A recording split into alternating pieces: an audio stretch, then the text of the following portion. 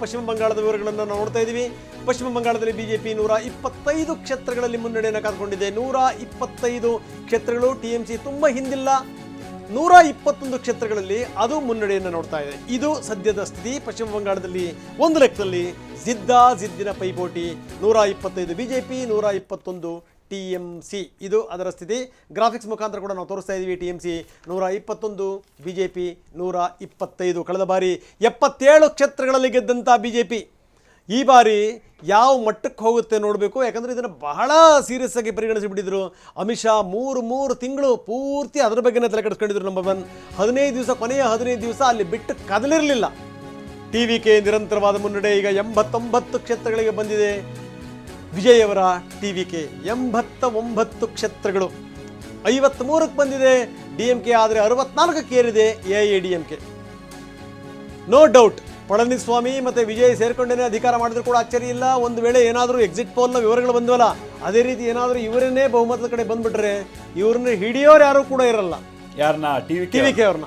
ಅಷ್ಟರ ಮಟ್ಟಿಗೆ ಆಗ್ಬಿಡ್ತಾರೆ. ಹೌದು. ಮೊದಲೇ ಒಂದು ಉತ್ಸಾಹ ಇರುತ್ತೆ. ಜೊತೆಗೇನು ಅಂತಂದ್ರೆ ಮೊದಲ ಹೆಜ್ಜೆನಲ್ಲೇ ಸಿಕ್ಕಂತ ಗೆಲುವು ಅದು ಕೊಡುವಂತ ಅಮಲ ಇದೆಯಲ್ಲ, ಸಾಮಾನ್ಯ ಅಲ್ಲ ಅದು. ಹಿಂಗಾಗಿ ಏನು ಅಂತಂದ್ರೆ ಬಹುಶಃ ಏನು ಅಂದ್ರೆ ಒಂದು ಈ ಮತದಾರರನ್ನ ಮೆಸ್ಮರೈಸ್ ಮಾಡಿದ್ದಾರೆ.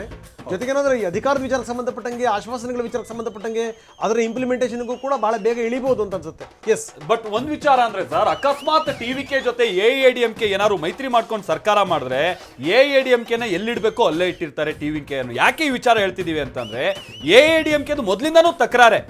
ಅದು ಪನ್ನೀರ್ ಸೆಲ್ವಂ ಆಗಿರ್ಬೋದು, ಮತ್ತೆ ಎಡಪ್ಪಾಡಿ ಪಳನಿಸ್ವಾಮಿ ಅವರಿಬ್ರು ಮಧ್ಯೆ ತಿಕ್ಕಾಟ ಆಯ್ತು. ಅಲ್ಲ, ನೀವು ಬರೀ ಅಷ್ಟೇ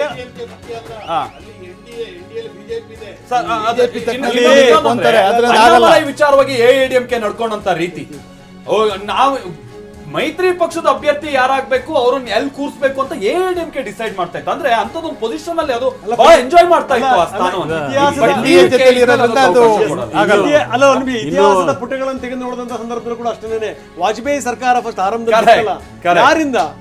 ಬರೀ ಒಂದೇ ಒಂದು ಜಯಲಲಿತಾ ಅವರಿಂದ. ಅಂತಂದ್ರೆ ಅಲ್ಲಿ ಸ್ಥಾನೀಯ ರಾಜಕಾರಣ ಇರುವಂತದ್ದೇ ಎಐಎಡಿಎಂಕೆ ಮತ್ತು ಡಿಎಂಕೆ ಮಧ್ಯದಲ್ಲಿ.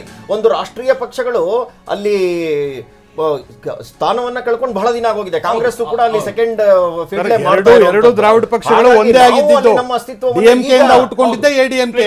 ಈಗ ನಾವು ಮಾಡ್ತಾ ಇದೀವಿ. ಈ ಮಾಡುವಂತ ಸಂದರ್ಭದಲ್ಲಿ ಎನ್ಡಿಎ ಮೇಜರ್ ಪಾರ್ಟ್ನರ್ ಎಡಿಎಂಕೆ. ನಾವು ಅದನ್ನ ಒಪ್ಕೊಂಡಿದೀವಿ, ಇಲ್ಲ ಅಂತ ಹೇಳಿ ನಾವು ಹೇಳೇ ಇಲ್ಲ ಎಂದೂ. ಆದ್ರೆ ಈಗ ಬರ್ತಾ ಇರುವಂತ ಫಲಿತಾಂಶಗಳು ನೋಡಿದಾಗ ಸ್ಪಷ್ಟವಾಗಿ ಎಐಎಡಿಎಂಕೆನೂ ಕೂಡ ಮುಂದೆ ಹೆಜ್ಜೆ ಇಡ್ತಾ ಇದೆ. ಯಾಕೆಂದ್ರೆ ಟಿವಿಕೆ 91 ಬಂದ್ರೆ ಅವರೇನು ರಾಜ್ಯಭಾರ ಮಾಡಕ್ಕಾಗಲ್ಲ. ಇನ್ನೂ ಅಂತಿಮವಾಗಿ ಏನ್ ಬರುತ್ತೋ ನೋಡೋಣ. ಆದ್ರೆ ಮುಂದಿನ ದಿನಗಳಲ್ಲಿ ಎನ್ಡಿಎಗೂ ಕೂಡ ಒಂದು ದೊಡ್ಡ ಸೇ ಇರುತ್ತೆ ಅಲ್ಲಿ ಅನ್ನೋ ರೀತಿಯಲ್ಲಿ ಕಾಣಿಸ್ತಾ ಇದೆ. ಒಂದೇ ನಿಮಿಷ.